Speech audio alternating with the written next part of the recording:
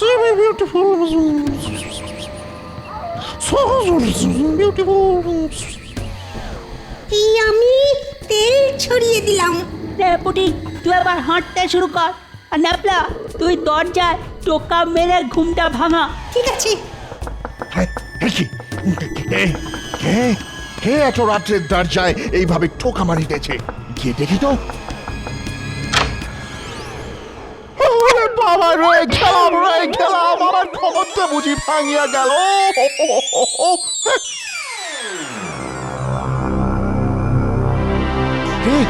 কি দেখিতেছি? এই যে ভূত, মানে ঘোস্ট, সাদা কাপড়ের ভূত হারিয়া যাইতেছে। তার মানে ওরা আমাকে সত্যি কথাই বলিতে আসিয়াছিল। ও মাই গড, ঘোস্ট, হেল্প, আমাকে বাঁচাও। তুই ঠিক শুনেছিস, আমরা সত্যিকারের ভূত। আর এবার তোর মুন্ডুটা নিয়ে আমরা ফুটবল খেলবো। এই রাজবাড়িতে একমাত্র আমরাই থাকতে পারি, বুঝেছিস? বাবা, ও মাই গড, এই যে সত্যি ভূত। না বাবা, আমার মোহর গেছে, যাক, দরকার নেই, আমার কোনো দরকার নেই রাজবাড়ির। আমি চাই না এখানে থাকিতে। আমি এখনই রাজ্য ছাড়ে পালাইবো। আমি পালাইবো, আমি এখানে এইভাবে মরিতে চাই না। বাঁচাও, আমার বাঁচাও, হেল্প। আমরা পেরেছি। সাহেব এবার পগার পার।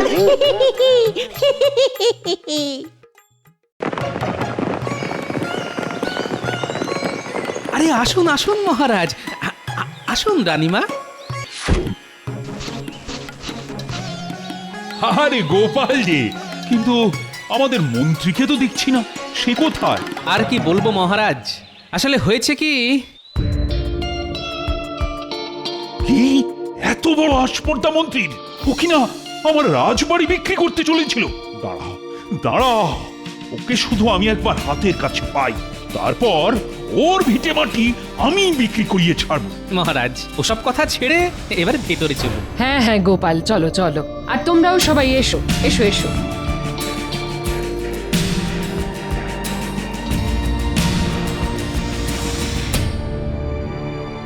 অনেকদিন রাজবাড়িতে যাইনি, যাই একবার গিয়ে দেখে আসি ওদিকে কি নাটক চলছে।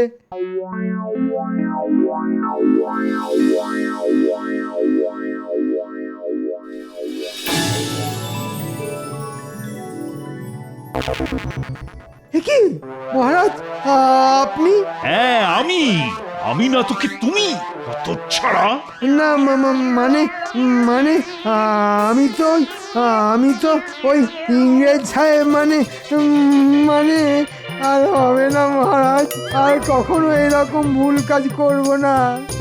আমায় ক্ষমা করে দিন মহারাজ, আমায় ক্ষমা করে দিন। আবার তোমায়?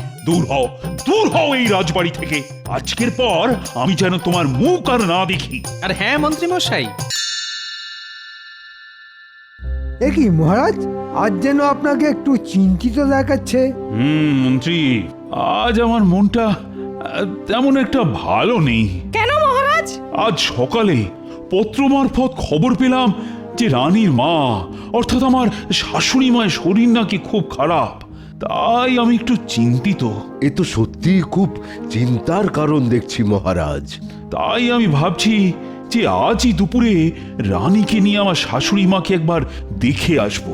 যান না যান, এই সব কাজে একদম দেরি করতে নেই। হ্যাঁ মন্ত্রী, আরে যাবো তো বটে, কিন্তু ভাবছি আমি যদি চলে যাই তবে আমার পক্ষে সেখান থেকে 10 দিনের আগে অন্তত ফেরা তো অসম্ভব।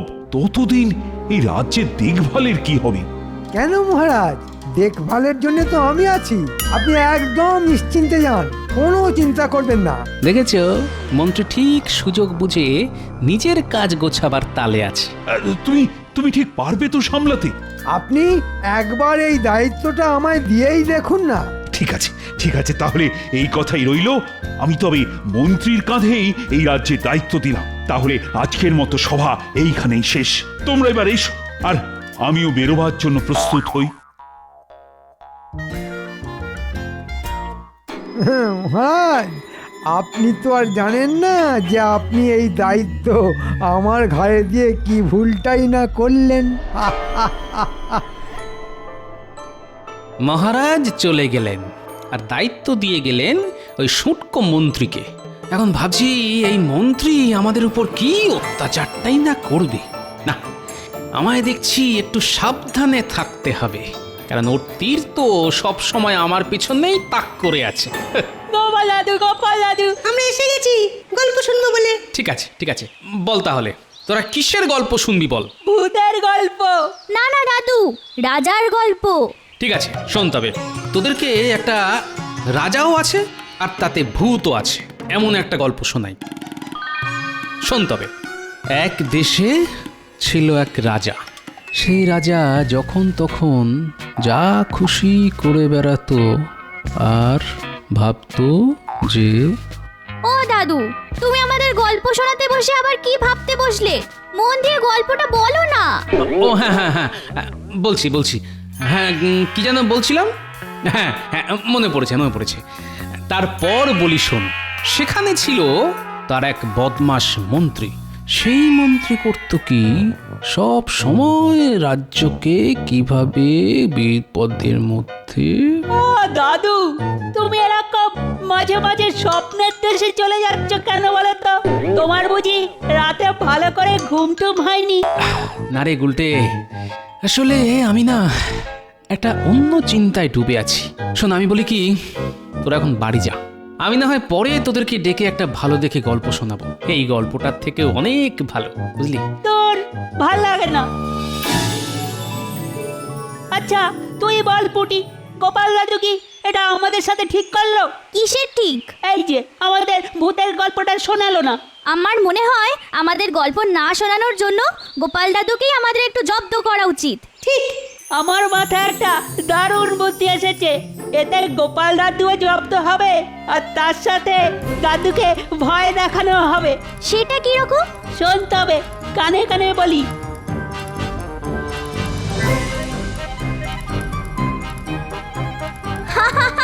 দারুণ হবে, দারুণ হবে।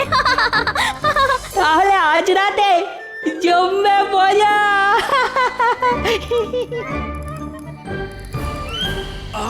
গিন্নি, আজ খাওয়াটা না একেবারে জব্বর হয়েছে। এবার তাড়াতাড়ি শুয়ে পড়ো, সকালে যে রাজসভায় যেতে হবে সে খেয়াল আছে? হ্যাঁ ঠিক বলেছ, শুয়েই পড়ি। হ্যাঁ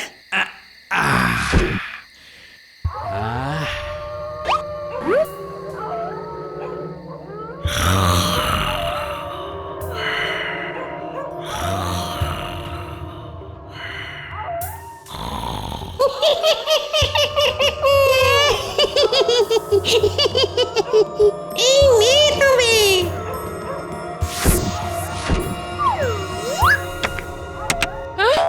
উমা, এ কি গো? এসব কিসের আওয়াজ? এই চালে এত কিসের আওয়াজ হচ্ছে গো? এই আমার যে ভাবগতিক ভালো থাকছে না। না গো গিন্নি, এ মনে হচ্ছে কেউ বদমাশি করে চালে ঢিল ছুঁড়ছে। কিন্তু এত রাতে না, একবার দেখতে হচ্ছে।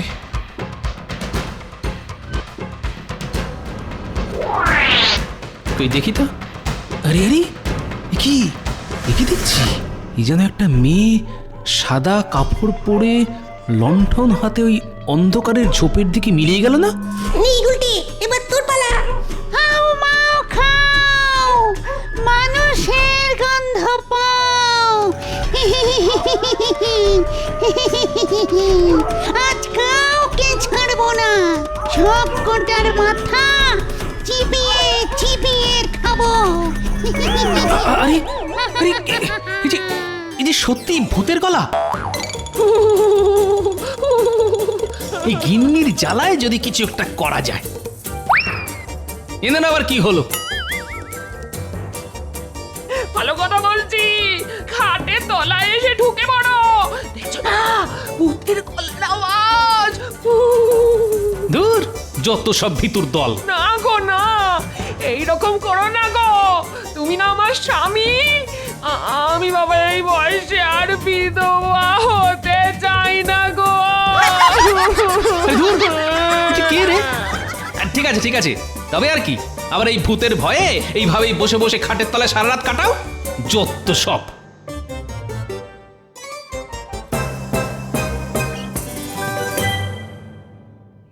গোপাল দাদু, ও গোপাল দাদু। তোরা এত সাত সকালে? কি দাদু, কালকের ঘুমটা কেমন হলো? ঘুম তো ভালোই, মানে তার মানে তোরা এই দাদু, তুমি যেমন আমাদের ভূতের গল্প শোনাওনি, তেমনি আমরা কালকে ভূতের ভয় দেখিয়ে তোমাদের শান্তিতে ঘুমোতেও দিইনি। কি কেমন দিলাম? ছি ছি ছি গুলটে, এটা কিন্তু তোদের একদম করা উচিত হয়নি। যদিও তোদের এই বুদ্ধি দেখে আমি খুব খুশি হয়েছি, কিন্তু আরো বেশি খুশি হতাম যদি তোরা এটা অন্য কোনো ভালো কাজে প্রয়োগ করতিস, বুঝেছিস? আচ্ছা দাদু, যদি কখনো সেই সুযোগও পাই তাহলে না হয় সেটাও করে দেখাবো। এই তো আমার নাতি নাতনিদের মতো কথা। তাহলে তোরা আবার বাড়ি যা, আর আমিও চলি রাজসভায়। এই যে সকল সভাসদগণ, যেহেতু এখন থেকে আমি এই রাজ্যের রাজা, তাই আমি সিদ্ধান্ত নিয়েছি যে এই এত সভাসদের খরচ আমি কেন বহন করব। তাই আমি ঠিক করেছি যে এই রাজ্য আমি আজ থেকে একাই চালাবো। আমার কাউকে দরকার নেই এই রাজ্য চালাবার জন্য। তাই সবাই এবার আসতে পারো। কি মন্ত্রী মশাই, এটা আপনি আমাদের সঙ্গে করতে পারেন না। এখন থেকে আমি হলাম এই রাজ্যের রাজা, আমি সব পারি, বুঝেছো? এখন সকলে মানে মানে বিজয় হও তো, চত্র সব আপদের দল। আমি তাহলে যা ভেবেছিলাম ঠিক তাই হলো, আর কি। এবারে ঘরের ছেলে না হয় ঘরেই ফিরে যাই।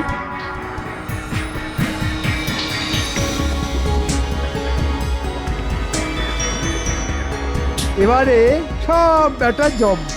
এবার আমিও যাই, একটু আমার রাজা হওয়ার কথাটা বাইরে বেরিয়ে রাজ্যবাসীর কানে তুলে দিই।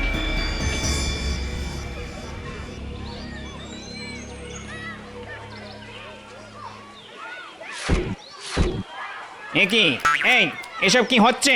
হ্যাঁ রে ঘটা, এই লোকটা বুঝি চোখে কম দেখে? কম দেখবো কেন? তবে দেখতে পাচ্ছ না যে আমরা এই ফল নিয়ে খাচ্ছি? খেতে দে, খেতে দে, এদের ফল খেতে দে, কারণ এরা হলো আমার খাস চেলা। আর এখন থেকে আমি হলাম এই রাজ্যের রাজা, বুঝেছিস? সেটা আবার কবে হলেন শুনি? কাক হয়ে ময়ূর হওয়ার শখ হয়েছে বুঝি? কি এত বড় কথা? তুই জানিস যে আমি এক্ষুনি তোকে এই রাজ্য থেকে তাড়িয়ে দিতে পারি? এই ফলটির দাম কত? আগে 5 টাকা হুজুর। হো, তবে এই নাও এক মোহর। আর এই ফলটি আমায় দাও, আই এম ভেরি হাংরি। কিন্তু সাহেব, এই ফলটার দাম তো মাত্র 5 টাকা, আর আপনি আমায় 1 মোহর দিলেন। তাতে কি হয়েছে? তুমি কি জানো যে আমার যেটা একবার পছন্দ হয় সেটা আমি অধিক দাম দিয়ে হইলেও কিনে আলোই। এইটা আমার স্টাইল, ইউ নো। বাবা, মন্ত্রী মশাই শুনছেন? হ্যাঁ রে বটা, এই যে আমার জন্য এক জলজ্যান্ত সোনার হাঁস। এই যে শুনছেন, শুনছেন সাহেব? ইয়েস, আপনি কি আমায় কিছু বলিতেছেন? বলছি সাহেব, আপনি কি এই রাজ্যে প্রথম? ইয়েস, আমি আজ ইংল্যান্ড থেকে প্রথমবার এখানে আসিয়াছি। এই কৃষ্ণনগরের আমি অনেক নাম শুনিয়াছি। যেহেতু আমার অনেক দিনের ইচ্ছে ভিলেজ দেখার, তাই আমি ভাবিলাম একবার এখান থেকে ঘুরিয়া যাই। But it is so dirty. একই সাহেব, মাটির জায়গায় এসেছেন আর এই মাটিকেই ডাটি বলছেন? তবে আপনি যদি বলেন তাহলে আমি আপনাকে আমার রাজবাড়িতে নিয়ে যেতে পারি। ও তাই বুঝি? তোমার রাজবাড়ি? By the way, who are you? আরে সাহেব, আমি হলাম এই রাজ্যের রাজা। ও তাই নাকি? তাহলে তো একবার যাইতেই হয়। এবার তবে চলুন।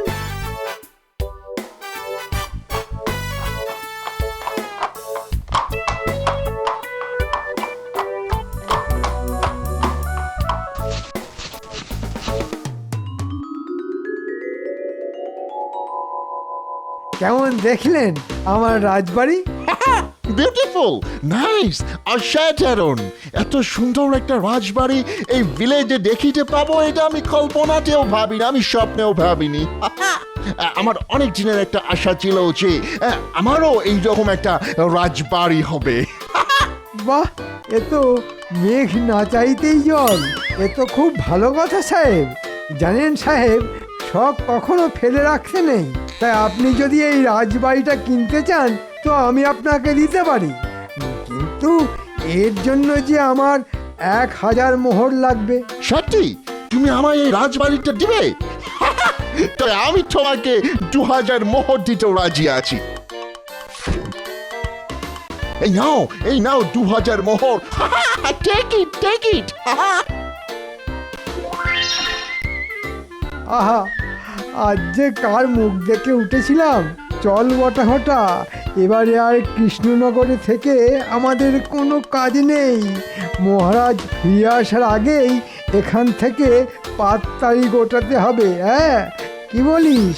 তার বলতে আপনি তো গুরুদেব লোক মন্ত্রী মশাই, রাজবাড়িকেই নিজের রাজমহল বলে দিব্যি বিক্রি করে দিলেন। হেই, তোমরা কি গুচুর খুচুর ফুসুর করিতেছ? কই, কিছু না তো। তাহলে সাহেব, আজ থেকে এই রাজবাড়ি আপনার। এবার আমি চলি। হ্যাঁ, এসো। আজ হইতে এই রাজবাড়ি আমার।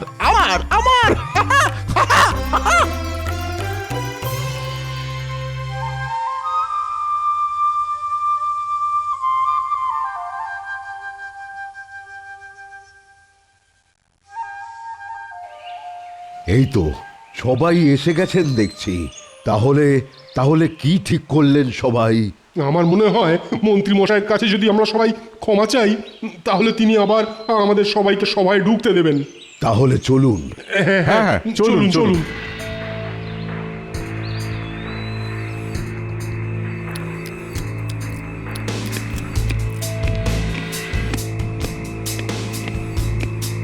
এ কি? আমি হলাম রাজা, মানে এই রাজবাড়ি আজ থেকে আমার। But who are you? এই তোমরা? মানে আমরা হচ্ছি ওই রাজার সভাসদ। আর আর এটা তো মহারাজ। ও ইয়েস, হ্যাঁ, তোমাদের রাজাই এই রাজবাড়িটা আমাকে একেবারের জন্য বিক্রি করে, মানে সল্ট করিয়া গেছে। তাই তোমরাও এইবার মানে এখান থেকে বিদায় হও। Get out.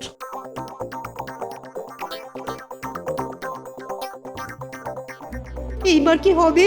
আমি বলি কি, আমাদের এই বিপদের হাত থেকে একমাত্র গোপালই বাঁচাতে পারে। হ্যাঁ, একদম ঠিক বলেছো। তাহলে সকলে চলো।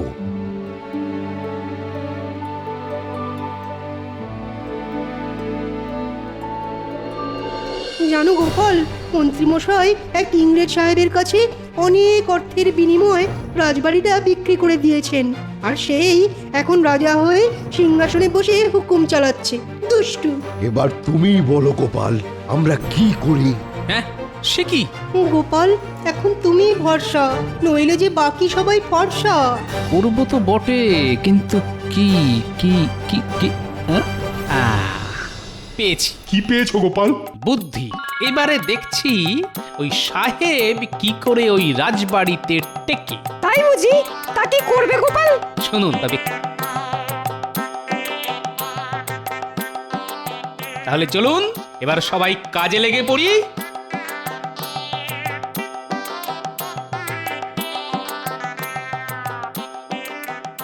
কি তোমরা আবার আসিয়াছো? How funny! এবার দেখি সঙ্গে করে ফুটবলের মতো একটা মোটা লোক আনিয়ে আছো। হ্যাঁ, কে তুমি? আমি গোপাল। ভয় নেই, আমি আপনার কাছে কিছুই চাইতে আসিনি সাহেব। আমরা এসেছি আপনাকে এক বিপদের হাত থেকে বাঁচাতে। হোয়াট বিপদ? You mean to say danger? হ্যাঁ সাহেব, আসলে এই রাজবাড়িতে অনেক ভূতের উপদ্রব, তাই আমাদের রাজা আপনাকে কৌশলে এত সস্তায় এই রাজমহলটা বিক্রি করে পালিয়েছে। কি আপনারাও সত্যিটা বলুন?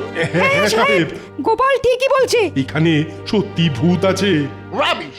আমি এইসব ভূত বিলিভ করি না, মানে বিশ্বাস করি না, আর আমি ভয়ও পাই না। তোমরা এবার আসিতে পারো। Get out! ঠিক আছে সাহেব, আমাদের বলার দরকার ছিল, আমরা বললাম। এবার বাকিটা আপনার ব্যাপার। তাহলে চলি সাহেব।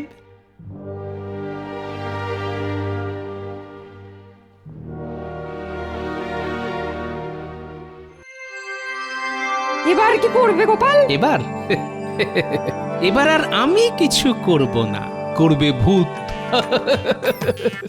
আপনারা নিশ্চিন্তে বাড়ি যান, আর আমিও চলি ভূতের জোগাড় করতে। যা বাবা গোপাল যে চলে গেল।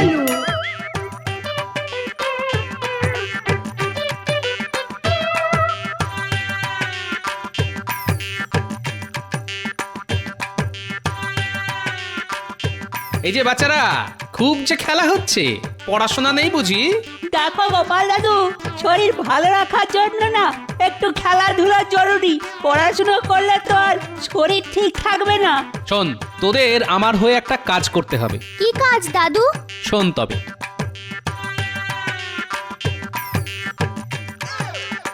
এ তো আমাদের বড় রাতের কাজ গো দাদু।